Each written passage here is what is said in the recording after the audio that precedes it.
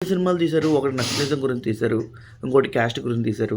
ఇంకోటి gang war గురించి తీశారు. ఇంకోటి సాధారణ వ్యక్తిని పోలీస్ స్టేషన్‌లో తప్పుడు కేసు పెట్టి ఇబ్బందికి గురి చేసిన దాని గురించి తీశారు.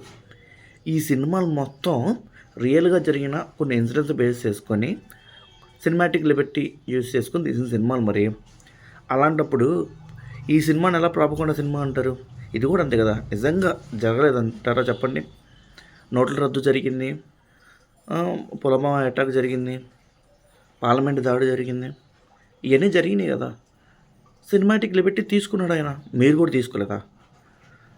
మీరు చెప్పినట్టే నిజంగా సినిమాలో అంటే బయట జరిగిందంటారా? సినిమాలో చెప్పినట్టు మీరు ఎలా సినిమాటిక్ లిబర్టీ తీసుకున్నారో ఆయన కూడా అంతే తీసుకున్నాడు. ఇక్కడ ఎవరు ఉన్నట్టు జరిగింది దురంధర్లో అని చెప్పట్లా. బేస్డ్ ఆన్ ట్రూ ఈవెంట్స్ అన్నారు. మీరు కూడా అంతే కదా sir, based on true events కదా. మీకు లేని హక్కు మీరు తీసుకున్న హక్కు వాళ్ళకెందుకు లేదు? ఇదే అడుగుదాం అనుకుంటున్నా. నాకు వచ్చింది డౌట్ అంతే. వెట్రిమారన్ గారు.